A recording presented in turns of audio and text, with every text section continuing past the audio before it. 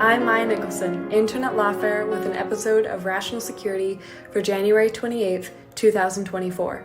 For today's episode, the team at Lawfare decided to cross-post this week's episode of Rational Security, a roundtable podcast featuring Quinta Jurecic, Scott R. Anderson, and Alan Z. Rosenstein, in which they discuss the week's top national security news stories. Today's episode is entitled It's the CesTar Edition. In the episode, Anderson was joined by Molly Reynolds and Anna Bauer to discuss the fate of key national security legislation, increasingly coming down to the dysfunctional dynamic between two chambers of Congress. Whether Fulton Co District Attorney Fani Willis's case against former President Trump has been endangered by rumors, the Biden administration's support of the seizure of Russian frozen assets to compensate Ukraine, and more. This is Rational Security. Scott, tell us about your bathroom renovation. It is hell on wheels. Not having a functional bathroom on your sleeping floor when you have a toddler is a challenge, to say the least. You'll be happy to know that until about an hour ago, I was sitting on my toilet here in my office because it was relocated here by the renovators in front of my desk, as if it were the chair to the desk. I did ask them to move it, so it is relocated. And then they very kindly took a long lunch break so I could actually record this thing, which is great. But they're actually doing great work. It's amazing how quickly they can just freaking wreck a room when they're doing the demo phase. It's fun, but living through renovations just stinks. And this is the first of what we hope to be a long string of renovations, and we're not looking forward to it. Have you either of you lived through renovations before? Have you done this? I know you're a homeowner, Molly. We have done some I hesitate to call them renovations because in both cases they were work that needed to be done because something had gone wrong. And so in that sense, yes, they were contractors, and yes, they were doing work, and yes, it took longer and weird things happen. But it was water, man. It was in both cases a leaky shower and then a leaky dishwasher that did some damage to our kitchen floor. And so yes, I have lived through that experience. I mean, I haven't lived through renovations, but I feel like I've always, because all the apartments that I've always lived in, it feels like the people around me are renovating. And so there's just constantly construction. So I feel your pain, Scott. It's not pleasant. And I'll say, Scott, the in-home renovations don't get you bonus toddler entertainment. So right. We've had a lot of work done by various utilities outside our house in the past several years. New gas lines, new water lines, all kinds of stuff. And there, at least it's loud, but you can use it to your advantage. You can direct the toddler to pay attention to the excavator or the cherry picker or what have you. And you don't even get that from the in-home renovations. Not quite. Although also my toddler has taken to kind of just wandering over to the open doorway and pulling the plastic out and just staring at it completely. Again, we're just through the demo phase. So no floors, no walls, exposed brick and joists and pipes everywhere. He looks at me and just says, "It's bootyful. This is bootyful." And I'm just this explains so much about the state of your room. If this is your aesthetic, if this is what you're going for, this explains how you treat my house and my possessions. That's perfect.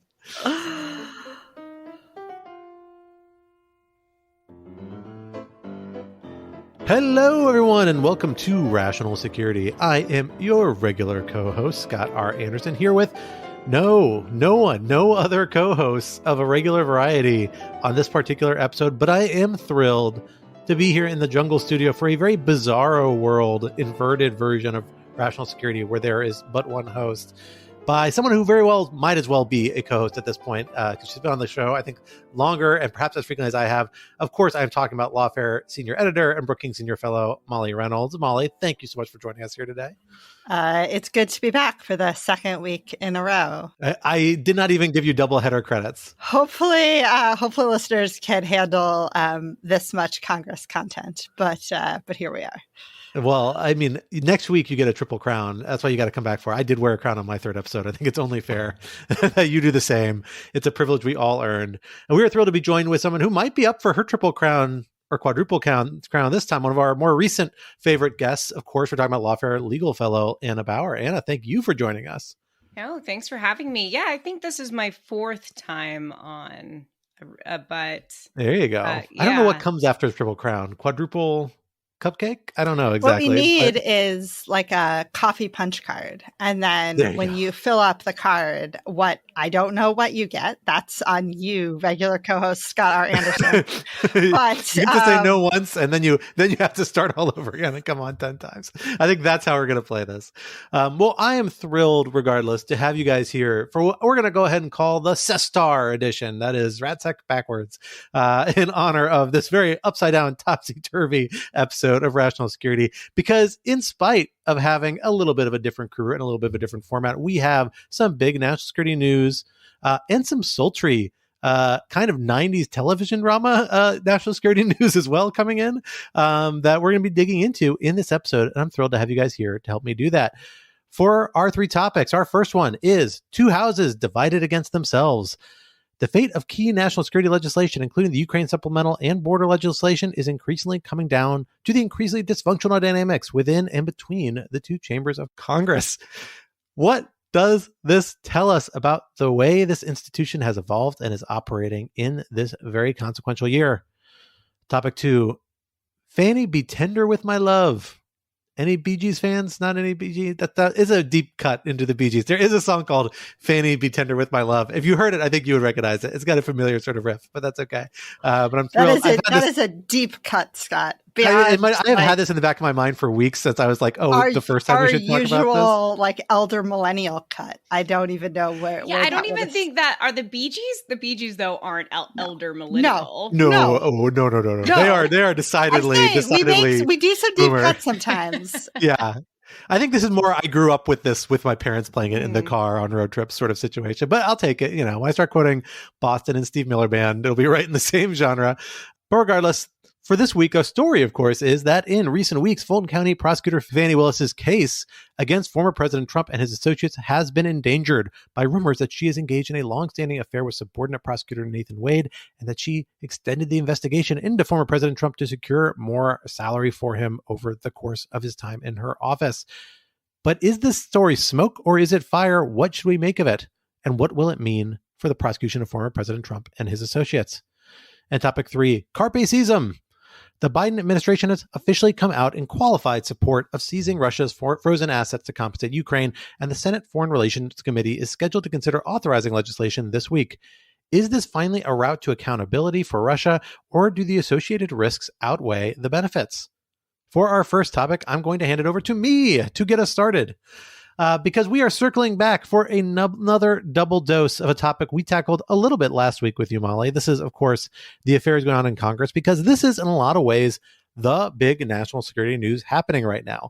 A lot of what the Biden administration can do, a lot of its policy towards certainly Ukraine, to some extent the border, on a number of other issues, Israel, Gaza. Substantial parts of it hinge on the ability to get supplemental legislation through at some point in this Congress in one form or another. And we've seen some progress in this direction, as well as some signs that maybe there's not as much progress as some people seem to be indicating this week. I think there's a little more optimism maybe a day or two ago, and now it seems like people are a little more pessimistic again. But it's hard to timestamp the articles and when these journalists talk to their sources to know exactly what the current state of play is. And you made the interesting point, which we want to drill in on today, which is that we're really seeing some really interesting dynamics emerge between the two chambers of Congress, the House and the Senate, and in each chamber, including some ways that the internal operations of those chambers are shifting and kind of affecting the dynamics between them. We touched on this briefly last week, but we thought it was interesting enough to come back and start talking about it a little bit at length. Tell us a little about what we're seeing in this dynamic over this real keystone piece of legislation that is really notable and is telling us something about how Congress is operating these days.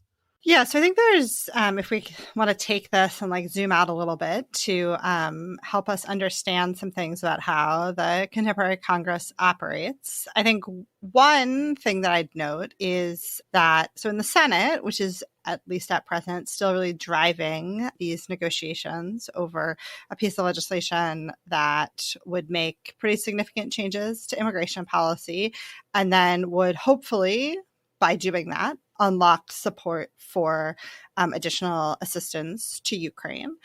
Those negotiations in the Senate are really being handled by just 3 senators, journalists have taken to calling them a trio. So Jim Lankford, who's a Republican from Oklahoma, Chris Murphy, who's a Democrat from Connecticut, and Kyrsten Sinema, the Democrat turned independent from Arizona. And so when you sort of read about these negotiations, like those are the three players that you hear about. Does it mean something that we're down to a gang of 3 from what like used to be gangs of 8 and gangs of 12? I think they've had gangs of 12 before, but like gangs of 8 is like the big national security one we always talk about. But now we're down to 3. Yeah, that's not good. So and the fact that it's an odd number seems very ominous. I mean, it's just generally interesting that this is another example of where we have this kind of like informal negotiating coalition. They get referred to sometimes as gangs. No one, I think, has been really referring to the 3 of them as a gang, more as a trio. But you're right that we have this shorthand for how we talk about these informal negotiating coalitions. And in this case, what's, I think, interesting to me, at least, is that particularly in the case of Lankford and Murphy, neither of them are folks who and I think many other folks, like strongly associated with immigration policy before they sort of took charge of these negotiations. And Lankford in the past couple of days has been reported as saying that like he didn't ask to do this, that he was sort of drafted into it. I don't know all of the internal workings of the Senate Republican Conference. If I did, someone would pay me more money than I get paid to do this job. But it's interesting that, to me at least, that we have these 33 senators driving these negotiations who aren't folks who have been necessarily historically really very involved in this policy area. None of them are on the Senate Judiciary Committee, which is if you were sort of more traditionally trying to write a big immigration reform piece of legislation, that would be the purview of the Judiciary Committee. Dick Durbin, who is the chair of the Judiciary Committee, came out this week and said that, if they reach a deal on this language, it's not going to go through Judiciary. It'll just go directly to the floor. This, again, is like another example of something we see a lot now in congressional policymaking, this idea that we have these negotiations that happen outside the traditional committee structure. They don't get talked about in committee. They come right to the floor. And so that's one thing sort of within the Senate that I think is quite interesting and worth noting. I think it tells us something about kind of the difficulty of trying to solve policy problems in a gridlocked Congress. And then the other thing that I'll note is that this is also an area where we're seeing some pretty significant divisions between the House and Senate Republican conferences. And I think to some degree within the Senate, the broader Senate Republican conference itself. So there are reported divisions within the Republican Party in Congress over both the Ukraine piece of this. So if we get to a deal on the immigration piece, as I said earlier, the hope would be that would unlock additional support for aid to Ukraine. It's actually not clear that is necessarily a cause and effect. It may be that Murphy and Lankford and Sinema get to a deal, even a deal that they could get 60 plus votes for in the Senate, but that in either the Senate or even more likely the House, there just isn't the appetite among Republicans for additional assistance to Ukraine. So Mitch McConnell, Republican leader in the Senate, continues to be, certainly within the Republican Party, the biggest and most vocal champion of additional assistance for Ukraine. And so he is really, and you sort of, I don't want to necessarily say it's a sense of desperation, but you've really seen him like turn up the rhetoric on how important it is to do this, how they really need to do it soon because the Ukrainians really need all the help they can get as soon as the United States can possibly shovel the money out the door or shovel the money to wherever it shovels it to do that. And so you see that in the Republican conference in the Senate. You see, I do think though there's kind of more of a sense of like actively wanting to do something both for Ukraine and on immigration. And you've also seen some folks in the Senate Republican conference make a point, and we could debate whether this is right, which is basically that if Democrats are willing to come to the table and actually vote for as many concessions as reportedly are being made, this is the best deal that Republicans are going to get on some of these immigration provisions around asylum and parole. And that should President Trump win election again in 2024, Democrats will not come to the table like this with a Republican president in office. They will not come. They will not come to the table like they have over the past couple of months. And so there's this question of, if Republicans walk away from this deal, how much leverage does that give Democrats to say, look, we tried. We actually tried much harder than many of the folks in our own coalition wanted us to try. And it's Republicans who walked away from this. Now, the House, it's just a totally different story.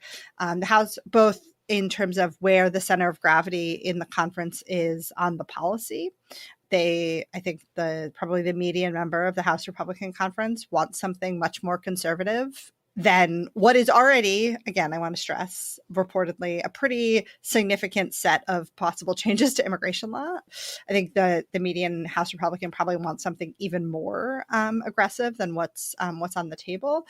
And I think also among House Republicans, there's a little bit more of what we might call wanting the issue, so that they think that kind of the current situation involving border crossings and the number of individuals seeking entry into the United States, that's useful as a political issue for running against Joe Biden in the fall. And I think that their sort of sense of that and the value of that is different than Senate Republicans.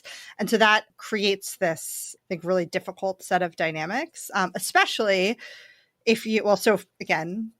the changes we're talking about to immigration law here, I think, would have real, genuine, big consequences for people who are seeking entry into the United States and, frankly, people who are already here.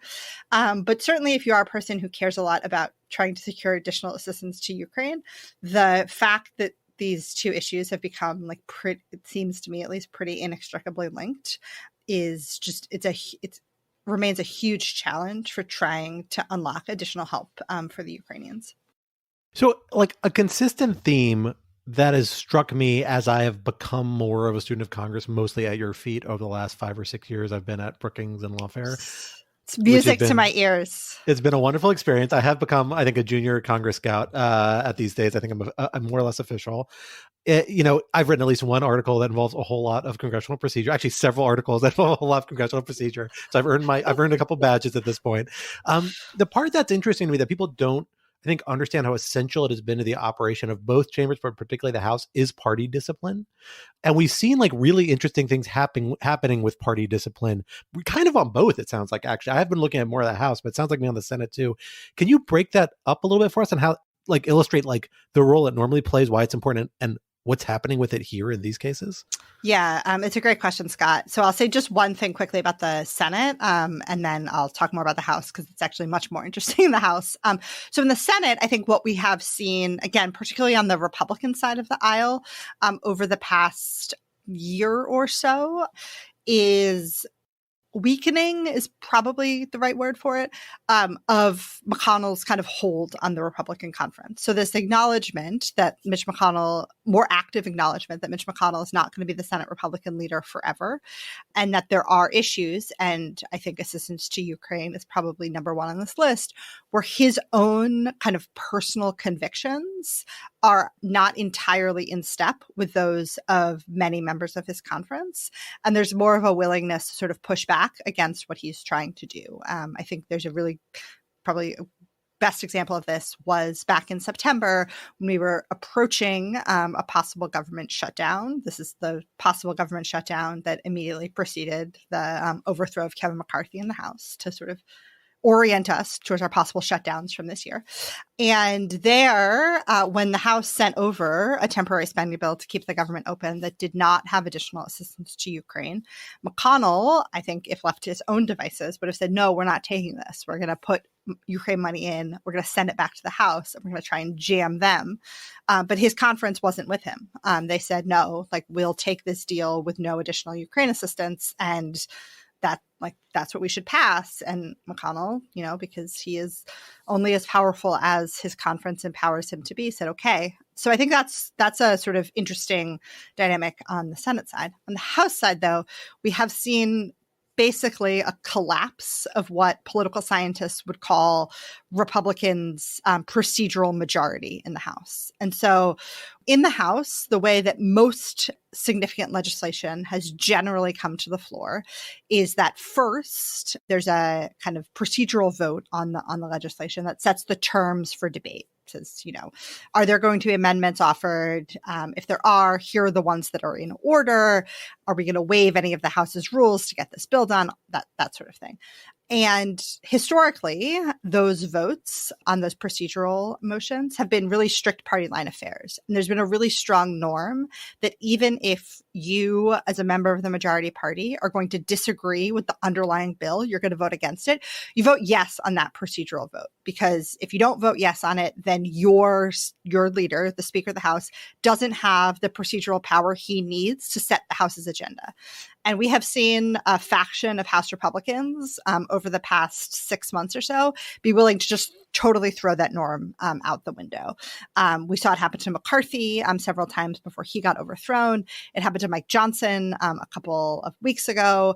And so that's left Johnson in a place where on a lot of matters, he needs to turn to kind of alternative procedure that allows him to circumvent that procedural vote, but where he needs Democratic votes. And so that leaves us in a spot where, Republicans, if the kind of most rebellious faction in the House Republican Conference are really willing to dig in against something, they can't even bring messaging bills to the floor. They can't even bring bills that would ultimately that are ultimately going to die in the Senate anyway, but are important to the conference because they want to be able to say this is our position, or maybe they want to try to put some Democrats in a tough spot.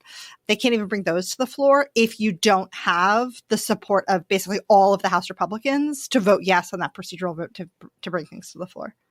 It's just wild. Yeah, I actually I want to turn to ask you a question as a recent law student. This is me getting a little bit esoteric and maybe a little into pedagogy. Where would you get esoteric if not on national security? Exactly. Because, I went to law school a long time before Anna did, sadly. I think a solid decade, maybe a decade and some change. But when I went to law school, I took legislation. I was like very black letter law. I think I took almost every black letter law class, and I got a lot out of them. And I really am shocked now looking back about how much they really, even in law school, treat Congress as such a black box, and all these factors that so clearly enter into what is being agreed to and the purpose behind different things, like just do not register in our conventional doctrines of statutory interpretation and a lot of things that judges apply based off a lot of like fairly facetious assumptions about what Congress is doing and why. And then on the assumption that Congress somehow, our least organized, least responsive body, will adapt to the court's expectations because they wish to make sure that the court applies their laws properly, which Scott, is insane. This is the biggest sign that I have indoctrinated you into a student of the U.S. Congress, is that you have come to realize this defect in your legal education.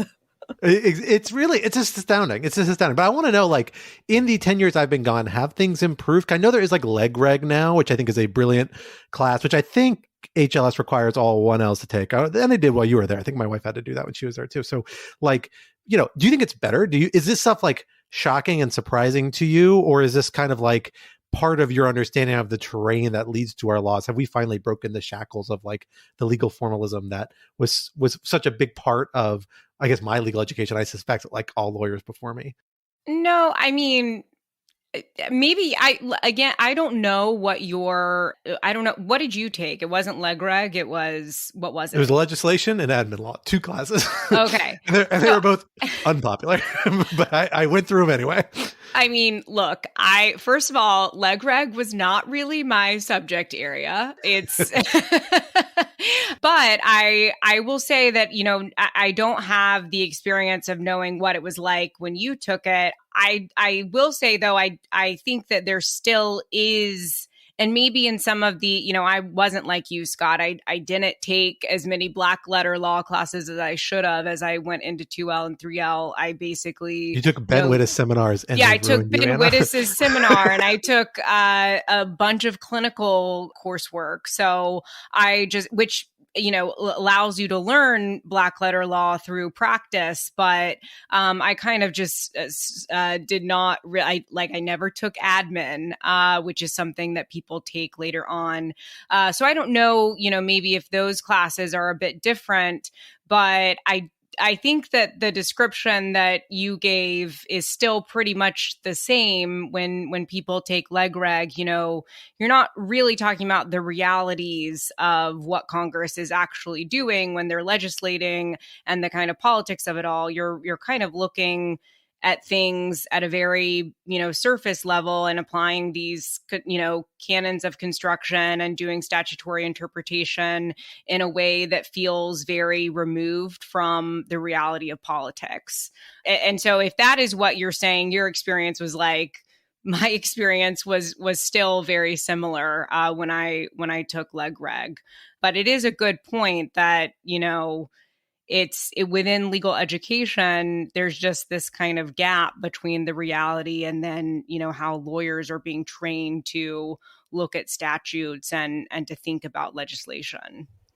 And can I just add one thing, which I think is like pretty, as much as I like to gently mock the lawyers I interact with on a regular basis about their understanding of Congress. I actually think if we think about the pending case before the Supreme Court, that's a direct challenge to Chevron, that this is actually a big issue, like a genuine issue. Yeah. This is exactly what I was going to tee up for my next question. About like going forward, that if the court does either basically gut entirely or significantly cabin Chevron deference, then we're like left in this world where both people will need to understand more about how Congress actually does its work.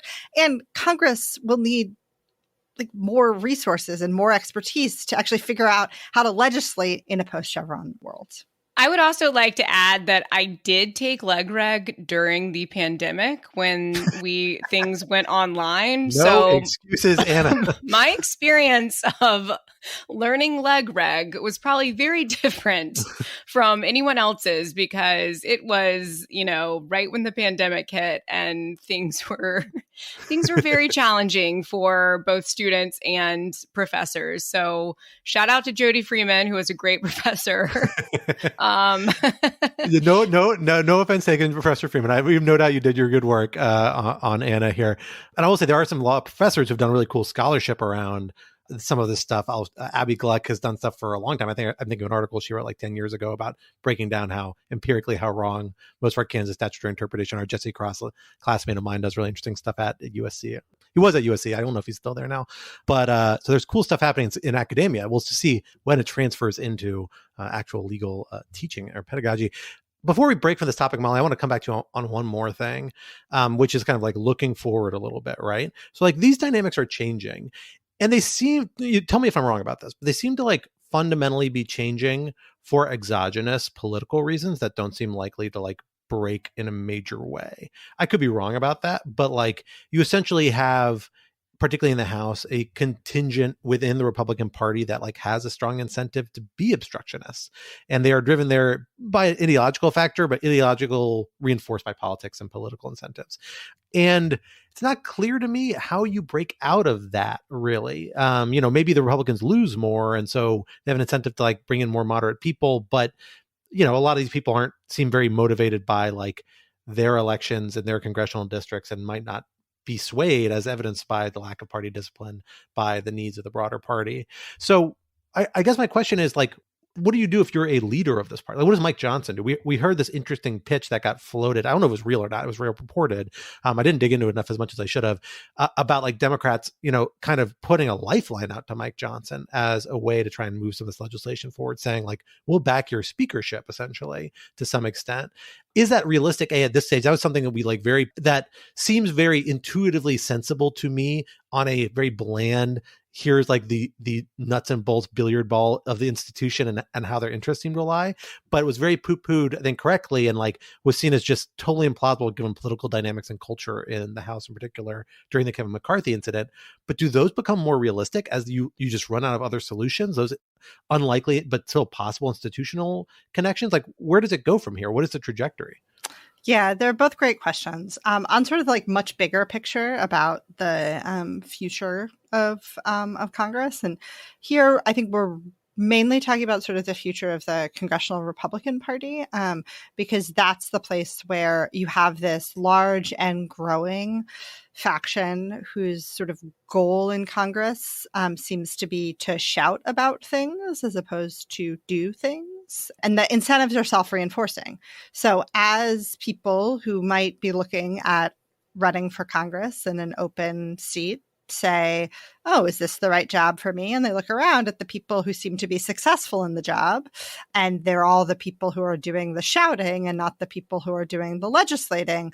That leads a certain kind of person to think that a career in Congress is right for them. And I don't have great solutions or thoughts about what fixes that part of the problem, but it is a big incentive problem for members. And I think the degree to which we see some of this creeping from the House into the Senate is not a great sign from my perspective.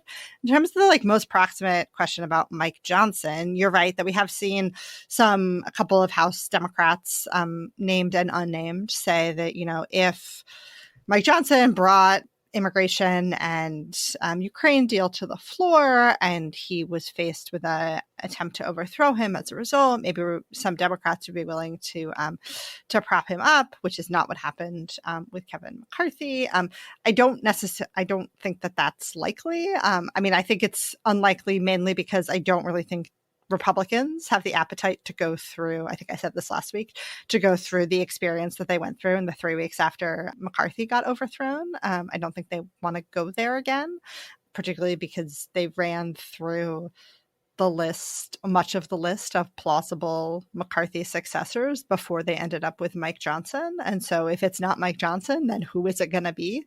But I think that the fact that we're still having this conversation about, would they be willing to get rid of another speaker over what are ultimately unrealistic asks in divided government? And this is probably a good place to end this part on, which is just a reminder that the world that we are all living in is one where Republicans control barely one chamber of Congress. The other chamber is controlled by Democrats, and there's a Democratic president in the White House. And unless and until Republicans win more elections and win larger majorities and have a Republican president in the White House, there is only so much that they can do. And I think that for some of these members, the goal is actually just to be angry about things. Back in the fall, in November, I think, I had a piece in the New York Times that one of the things that it did was make this argument, is that there's some element of the House Republican Conference in particular whose sort of entire MO is just to be mad about stuff. And if your goal is to be mad about stuff, sowing dysfunction is actually in service of that goal. And that leaves us all worse off because we have these big problems that Congress should be trying to solve. But our political system is sort of reinforcing those incentives at this point. Well, from torrid affairs of state to just some torrid affairs, let us now turn to events in Fulton County. Molly, I'm going to hand it over to you to get us started on this next topic. I just really wanted to get that segue off my chest. It's a good segue. And I am going to turn to Anna here. And I'm going to start by just saying that, Anna, the other day you told the rest of us that you had, and I think this is a direct quote, read the divorce documents, which I'm guessing is not a sentence that you ever thought you'd say when you started covering the Trump trials for Lawfare. And it's a reference, as Scott said in the opening, to the fact that Fani Willis, the Georgia district attorney, is facing allegations of being romantically involved with Nathan Wade, the special prosecutor hired by her office to manage the complex prosecution of former President Trump and various co-conspirators for their conduct surrounding the 2020 election. So maybe just to start, can you talk us through a little bit about how these allegations against Willis fit in with the broader prosecution against Trump? Like, why are we talking about documents in Nathan Wade's divorce case in the first place? Yeah. And I will say, Molly, on the first part of your intro there, I was in Cobb County Superior Court for a divorce hearing on Monday, and I was standing around in the clerk's office afterward trying to get these divorce documents that were just unsealed. And I looked at another reporter and I was like, Did you ever think 5 months ago that we'd be in divorce court as a part of covering the prosecution of Donald Trump in Fulton County, Georgia? I can only imagine what like other people who were in divorce court to finalize their own divorces are like, why are there all these reporters here? Like, I'm just here to transact what might be one of the worst days of my life. And here it's like a million reporters doing something else. Yeah, it was just a bizarre experience and a turn in this case that I didn't expect at all. But to answer your question about some of the background, I think it's helpful a little bit to kind of give some context here. So there are these allegations that were raised by one of Trump's co-defendants, Mike Roman. But before we get to that, the allegation is that Fani Willis is engaged in an improper romantic relationship and that she received financial benefits as a result of that relationship with Special Prosecutor Nathan Wade. Nathan Wade is a man who was one of the special prosecutors that Willis hired to work on the Trump case. He wasn't actually technically hired just to work on the Trump case. He was kind of hired as this leader of the anti-corruption unit in Fulton County, which is the unit that ended up taking on the Trump case and has basically only worked on that case because it is such a sprawling case and it involved 19 co-defendants originally. The investigation part of that case lasted for, more than a year. There was the special grand jury. During all of that, Nathan Wade, who was hired in November of 2021, was kind of the, managerial figure. He very rarely appears in court to argue. He kind of typically appears alongside his deputies and Donald Wakeford, who tend to be the ones who argue in court and argue at motions hearings. So Nathan Wade has had a little bit more of a behind the scenes role, but he's been a big part of the case in managing, the special grand jury investigation. He seems to be, of the three special prosecutors that Fani Willis hired, he seems to be the one who has been the most directly involved in every aspect of the proceedings and the investigation and the indictment. The other two people that were hired, there's a woman named Anna Cross. She was hired because she has a lot of background in federal practice and federal, defense and prosecutions. And I think that knowing that there was going to maybe be a federal practice element of all this with the removal proceedings. Of course, there are 4 defendants who are still seeking to remove the case to federal court. Anna Cross was brought in and worked on a lot of the removal proceeding aspects. And then there's John Floyd, who is a man who is known as the state's, foremost RICO expert. He's nationally recognized as a RICO expert as well. He has worked with Fani Willis before on some of the RICO cases that she has brought against various people. And so he was brought on to also work on the case. So you have these 3 special prosecutors, Nathan Wade being the one who kind of is the most involved. And it has now been alleged that Fani Willis is in a romantic relationship with Nathan Wade and that this relationship began before he was appointed as special prosecutor in 2021. I should also say that for those who are used to us talking about special counsels in the federal context, in Georgia, the special prosecutor role is very different from a special counsel in federal practice. It's not something that requires, independence from the main prosecuting figure. So, for example, special counsel Jack Smith, appointed by Merrick Garland, and there's kind of a separation or independent element to the prosecution that Jack Smith is carrying out.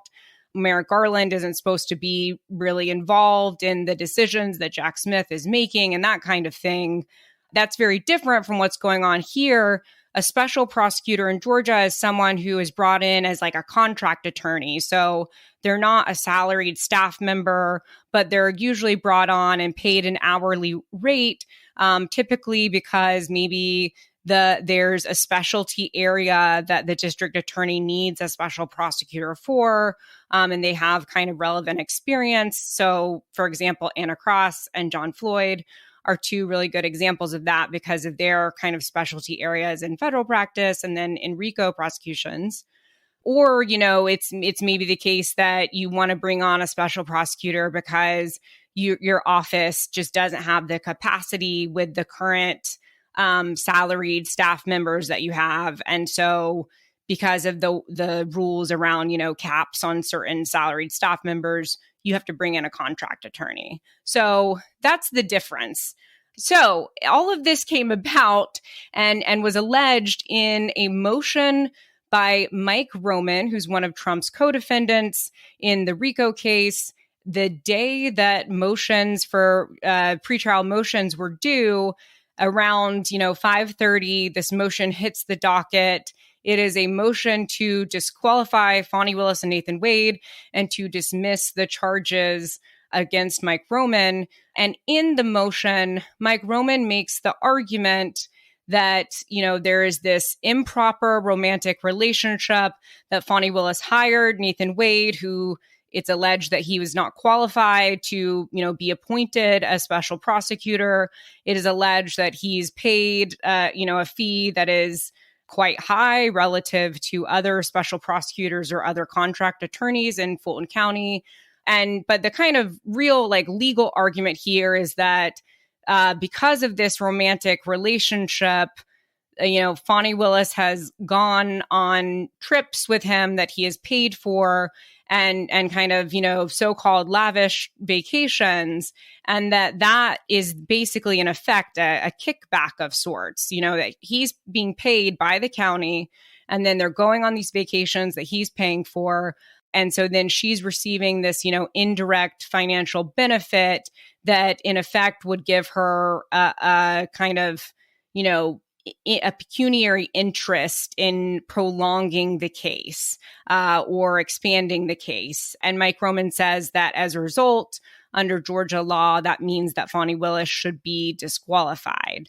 So I think that kind of sums up how it fits into the larger prosecution. And I'm happy to talk a little bit more about the law if you guys want to. But yeah, so I think you teed up my next question, which is basically, I can think of three ways in which this is a problem. So one is that it is just, I have air quotes going there, sort of an optics problem, or just a sort of problem in terms of Willis's political capital in all of this. The second is that it's that and also a sort of personal legal problem for Willis.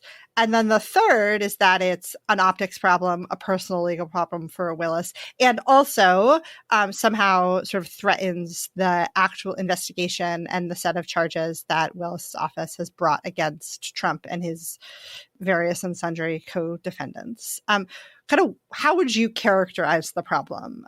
And or tell me if that's the wrong way to think about it. Well, and let me kind of layer one more aspect on top of that too, is particularly that third bucket, this question about what the legal consequences of this are. They really seem to hinge on what the prosecutor's office, what Georgia or what Fulton County, whatever the relevant authority is, depending on what layer it kind of happens at, what their standard is for disclosure of financial interest, right? I've done financial interest disclosure forms. I actually suspect that when I was single, I don't know if I did them when I was single. I might have when I started in government. If I did, I'm not sure I would have had to disclose my girlfriend's employment or somebody with whom I had a not legally binding relationship, or that their economic interest would have actually communicated back to me. And so that always struck me as a little bit of a strange aspect of this. Maybe it would be one thing if she and Wade had a one agreement saying, oh yeah, you're going to get this much more money out of this and quid pro quo. You're going to take me to Aruba or wherever on this trip. But it's really different to say oh, we are dating, we have this relationship. Money is spent on different shared purposes, but that doesn't necessarily mean that I have a disclosure obligation or a clear conflict of interest in other conflict of interest schemes that I have encountered before. I don't think, at least not, it's not like black and white to me. Do we have a sense about like where the line is for Georgia, for Fulton County? Yeah, I mean, look, people that I've talked to about this and the reports that I've read all seem to suggest that there's not really like a disclosure requirement that applies to this situation under the county kind of, ethics regulations. I'm still working on trying to figure out if there is any, local ordinance rules or ethics rules that seem to directly apply. So I don't want to make a statement about that until I'm certain. But as far as I can tell right now, there doesn't seem to be anything that I have found that really seems to indicate that this is something that would have required disclosure.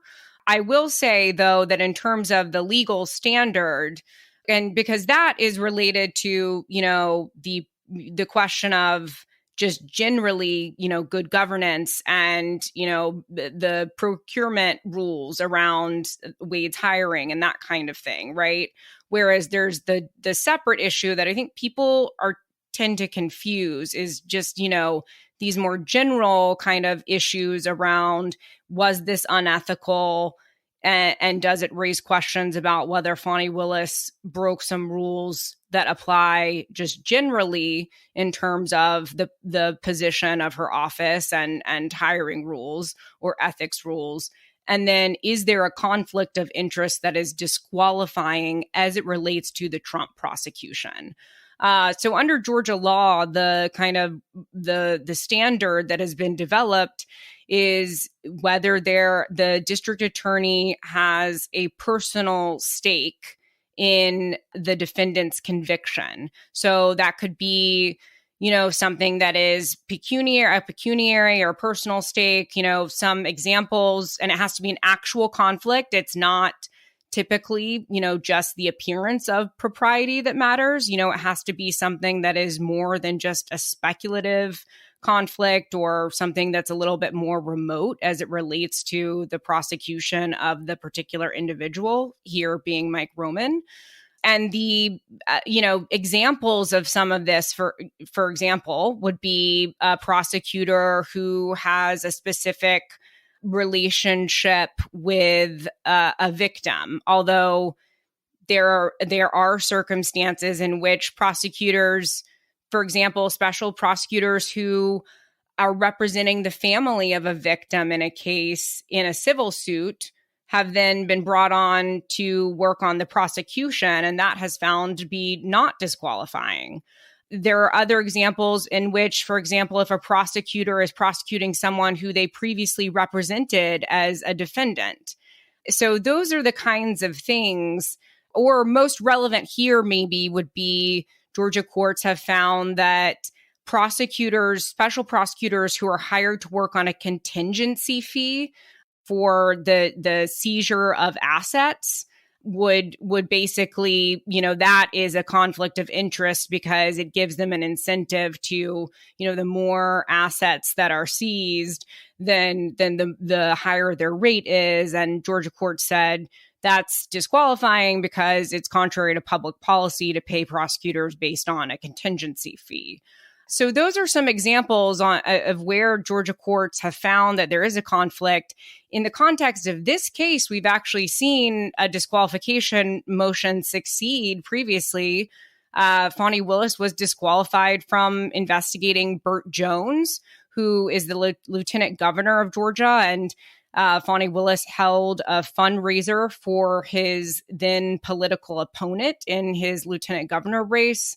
And Judge McBurney found that was a conflict that would be disqualifying because the investigation against Burt Jones would be something that would tend to, detract from his political race. And so Judge McBurney said, Fani Willis, you can't investigate Burt Jones. So that is the standard. As far as whether or not Fani Willis will be disqualified under that standard, I mean, I do not have reason to think right now, based on what we've seen, that she would be. The fact of the matter is it's really hard to disqualify prosecutors. It's very rarely successful. And I haven't seen anything that shows, that there is something, like you said, Scott, that this is a situation where, for example, there would be an agreement that, okay, you're going to give me these kickbacks if you choose to prosecute all of these different people. It seems like that's a very different situation from what we have here, where we've seen that, based on credit card statements, it seems like they took some trips together, but potentially in their personal capacities, or potentially because of a possible romantic relationship.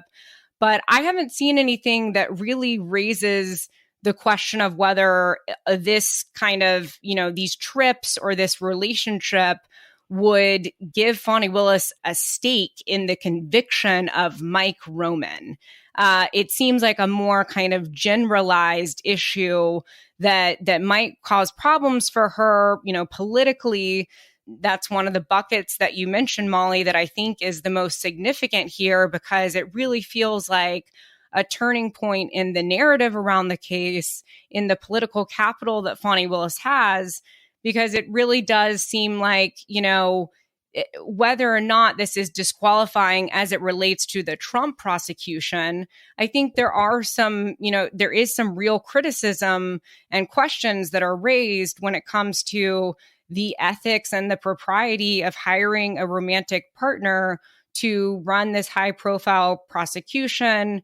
And also, a romantic partner who, as far as I can tell, does not have relevant experience in a complex RICO prosecution or other complex criminal prosecution. I have not been able to find any examples of Nathan Wade prosecuting a felony case, although he has been a defense attorney in several felony cases. So, I think that there are some real questions that are raised here. At the very least, it seems to suggest some poor judgment on the part of Fani Willis.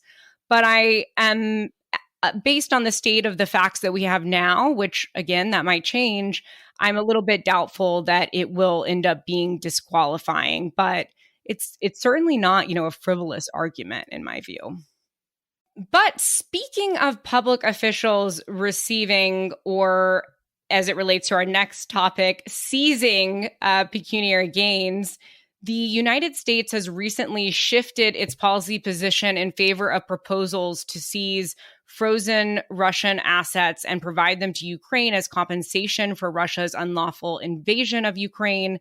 The topic is reportedly on the agenda of the upcoming Group of Seven meeting. And as we record this episode on Wednesday, January 24th, the Senate Foreign Relations Committee is scheduled to mark up its version of a bill that would authorize the president to seize Russian assets and provide them to Ukraine. Scott, you've previously written on this subject, and you have a new piece out in Lawfare called Some Tips for Congress on How to Seize Russian Assets. So tell us, to start, what's the significance of all of this, especially as it relates to the broader context of U.S. policy and international law? Sure. I mean, what we've seen, I think, in the last month or two is a shift in tide towards this particular outcome, towards the possibility of seizing Russian assets, which has been a 2-year conversation. Really, as soon as the United States and Western allies froze huge swaths of Russia's and Belarus's to some extent, but primarily Russia's foreign reserves, about $300 billion or so worldwide, the vast majority of which belong to Russia's central bank, they have been essentially frozen in place as the war against Ukraine has gone forward. Meanwhile, Ukraine has been the victim of what no one really seriously doubts is extremely unlawful and brutal aggression by Russia that's inflicted massive damage on them, to the point that they have something like an estimated $400 billion reconstruction bill, probably even higher if you work in the cost of actually continuing to defend themselves against what is an ongoing conflict at present. The issue never really came to a head when Western powers were pumping a ton of foreign assistance and security assistance into Ukraine. And that is still continuing to some degree.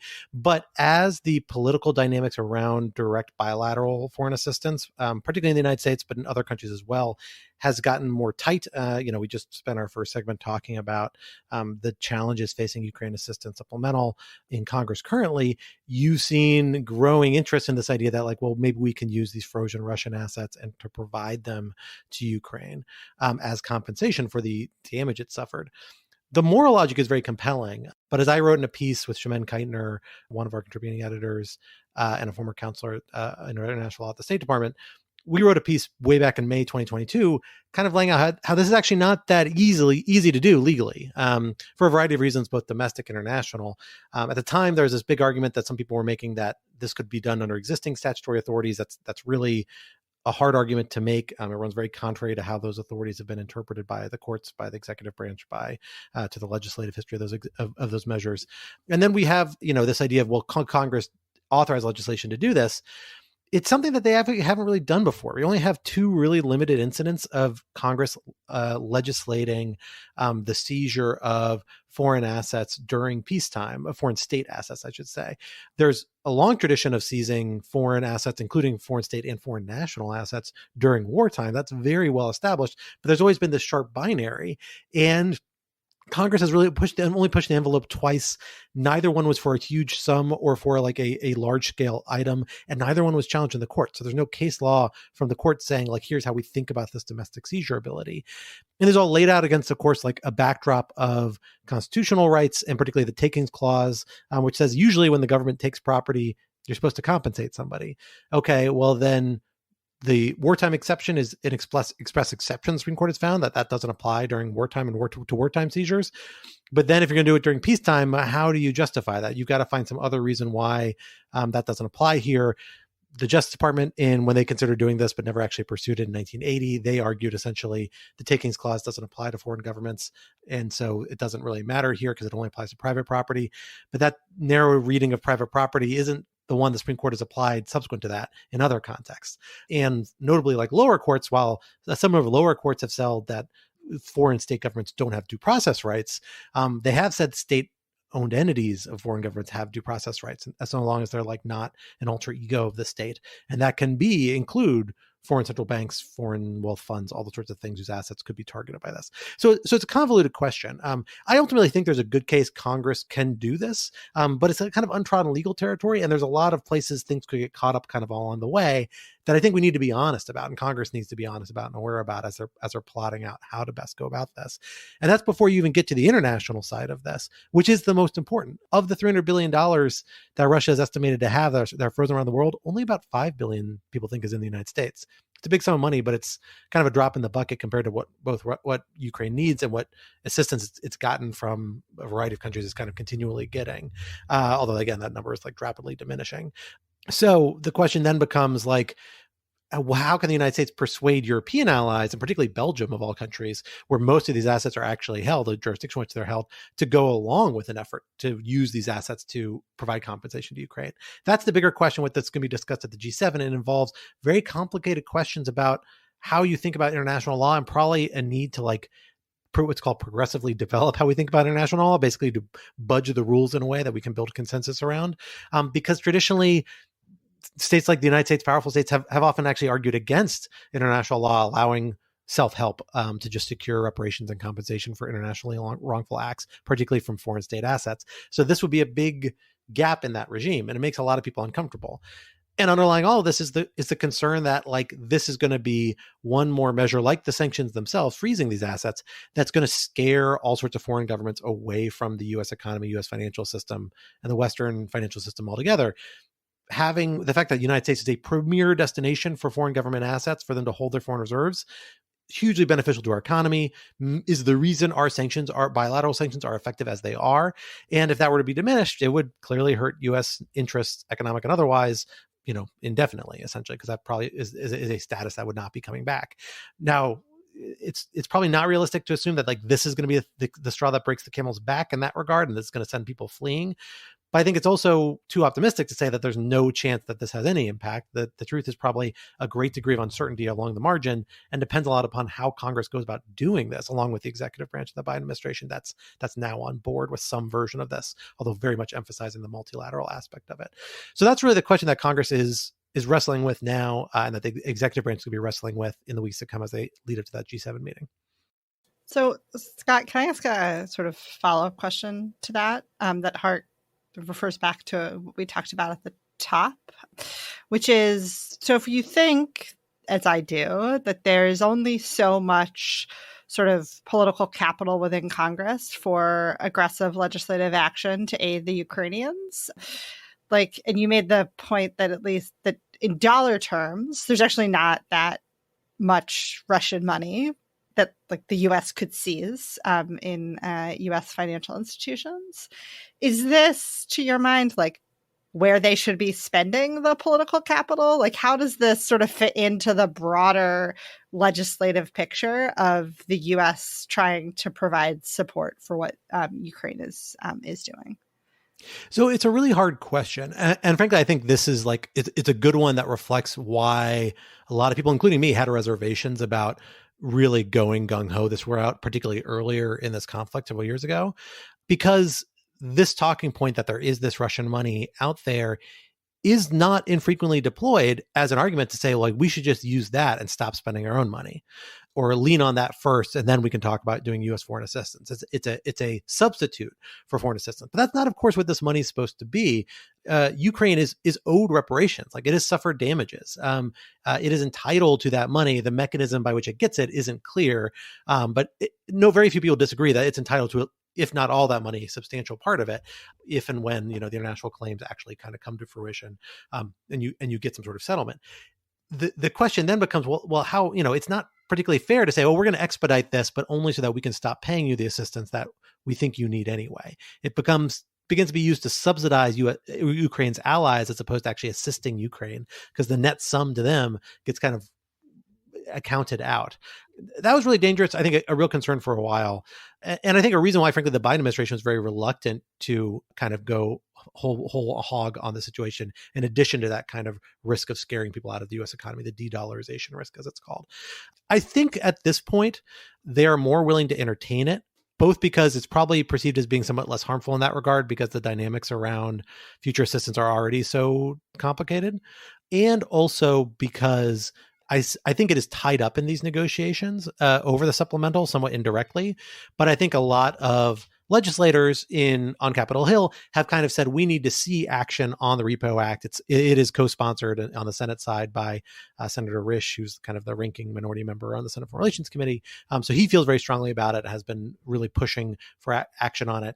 And I think they see progress on it as potentially being a card they can play to try and say, hey, work with us, particularly Senate Republicans who are more vested in this, although House Republicans, Mike McCall, House Foreign Affairs Committee chairman, is pretty invested as well and co-sponsors the House parallel bill. We'll work with you on this bill.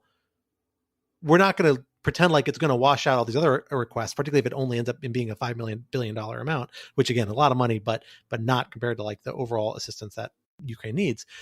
So I think the political dynamics around that have changed. And I think that's a big reason why you see the change in the administration's posture on this. The administration is supportive of this. I don't know if I would describe them as they don't seem like they're super gung-ho for it.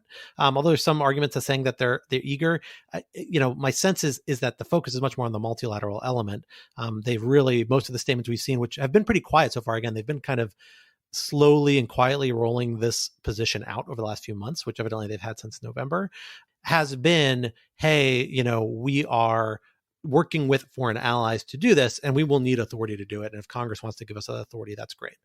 A big debate over what's happening today is over whether there should be some sort of certification or other requirement built into the law to say the president needs to certify that they have the G7 on board before using this authority.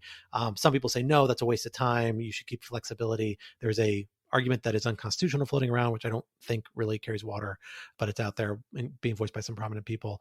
And then there is an argument on the flip side saying well, look, you can come back and strip this requirement later if you feel like it's worth going unilaterally, but maybe it's worth Congress putting its foot down saying, we want this to be multilateral and we're 100% behind efforts to make it multilateral. Maybe that will help international negotiations. And the Biden administration has suggested they think it will, and has voiced kind of support for that certification, but although I think support for the legislation even without it as well. So the long and short of it is the dynamics are kind of strange, but a lot of it is really, this is a prelude to the much bigger conversation, which is the international conversation. And that is the potentially really pivotal one. If you can find a way to free up those funds or use them in a different way that would be provided to Ukraine, that would be a big step in the direction of rebuilding a major chunk of what could be used for various purposes that would otherwise be filled by foreign assistance that currently is on the decline. Although, again, I doubt it'll ever be the full $300 billion. I'm not sure you're going to get such full cooperation or that all those assets can be freed up. But, getting there is going to be a heavy lift. And there are competing counter equities that people need to take into account, which is kind of the subject of my piece, where I argue basically Congress needs to be narrow and focused about this and appreciate those counter equities to try and focus on seizing Russia with as narrow authority as possible and trying to level set everything else, maintain the status quo for the rest of the legal regime. Don't imply you're starting to seize other assets, or this is the beginning of a new trend in U.S. policy, because those sorts of things are going to make allies nervous, and they're going to make foreign governments that do business in the United States nervous. Molly, I'm kind of curious about this. This is an interesting bill and something we see not infrequently in the national security and foreign affairs space, where you occasionally see these very prominent bills that have unique support in that they get chairmen on board, essentially, or ranking members. They've got very, very senior party leadership and committee leadership support across the sort of chambers. Although it's a little different here now, right? Because you have Mike McCall, who is a much more conventional conservative. He is a more interventionist conservative in a lot of ways, I mean, most ways, than a big wing of the Republican Party now.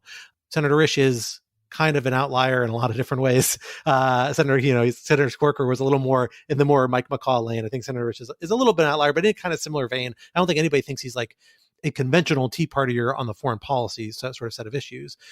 And so I guess my question is, they seem to be driving a ball about this. What is the source of authority for these chairmen and ranking members, particularly when it's not 100% clear that they can speak for their party as a whole on these sorts of things? Although it's worth noting on this issue, maybe they can. I think even more restraint oriented parts of the Republican Party have voiced kind of openness to seizing these assets, often as kind of an alternative to providing more assistance.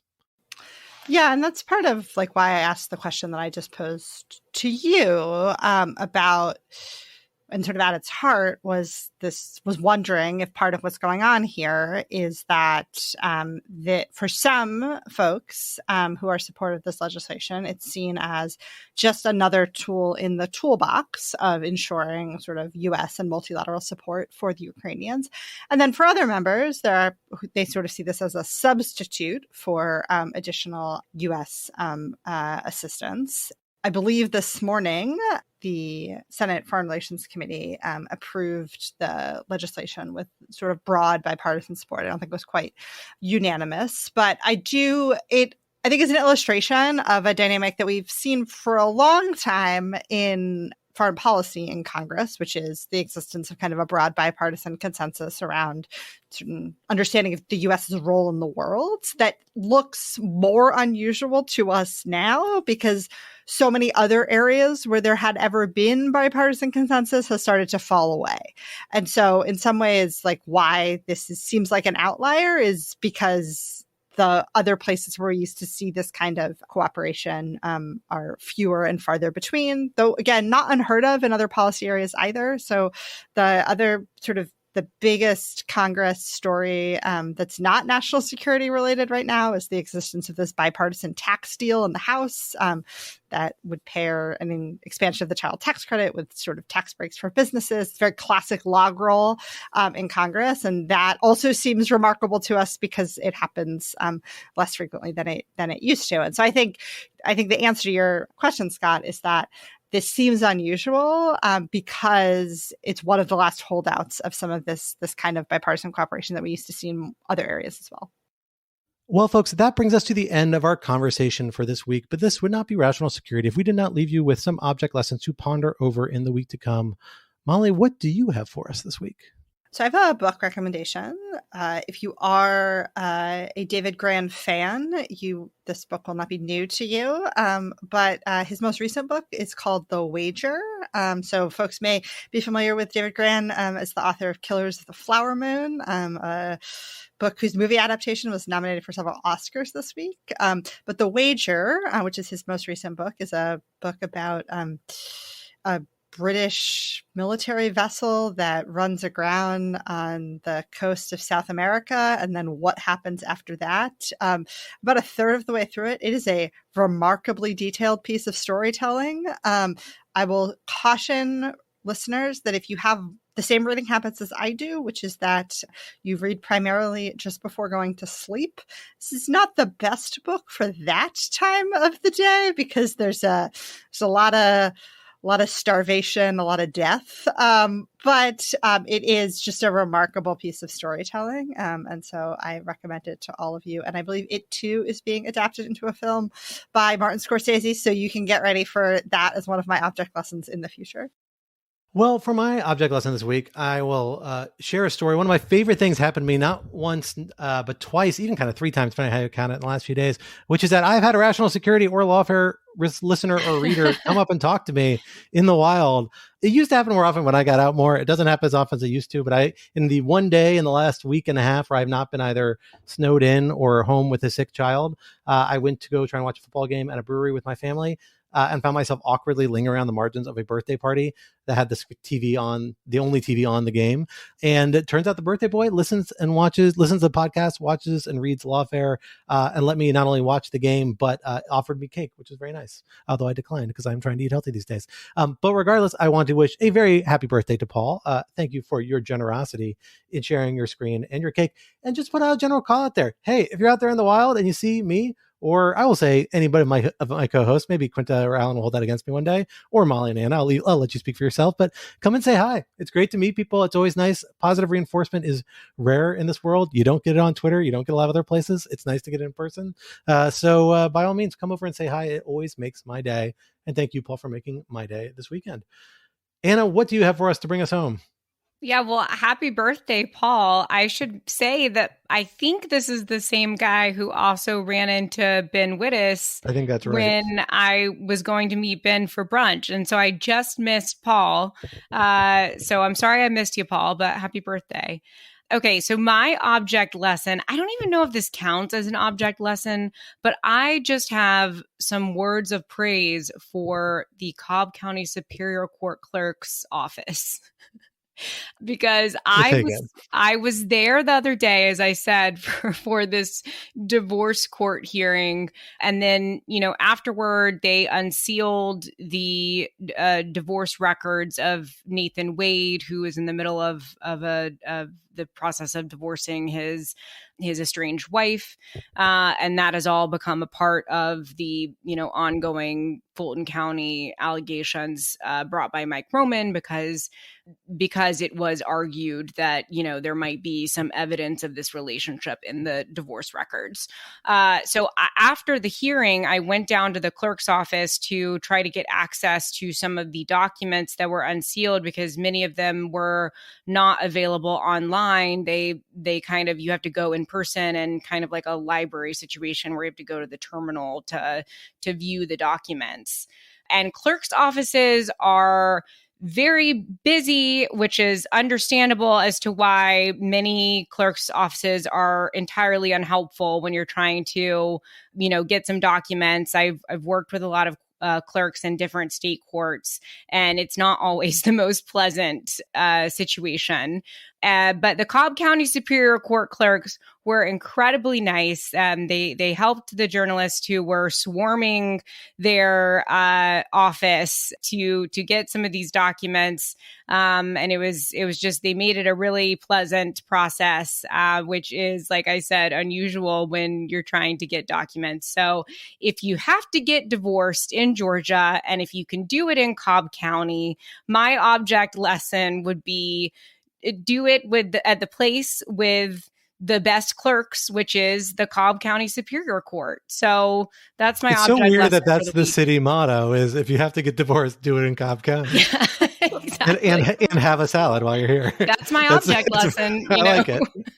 All right. Well, good to know. You never know. It's going to come in handy.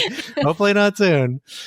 Well, folks, that brings us to the end of this week's episode. Rational Security is, of course, a production of Lawfare, so be sure to visit us at lawfaremedia.org for our show page, for links to past episodes, for our written work and the written work of other Lawfare contributors, and for information on Lawfare's other podcast series, including The Aftermath, Season 2 of which is out now. And be sure to follow us on Twitter at RTL Security, and be sure to leave a rating or review wherever you might be listening. While you're at it, sign up to become a material supporter of Lawfare on Patreon for an ad-free version of this podcast and other special benefits. Visit lawfaremedia.org/support for more details. Our audio engineer and producer this week was Kara Schillen of Goat Rodeo, and our music, as always, was performed by Sophia Yan. And we are once again edited by the wonderful Jen Patcha Howell. On behalf of my special guests, not co-hosts, Molly and Anna, I am Scott R. Anderson. We'll talk to you next week. Until then, goodbye.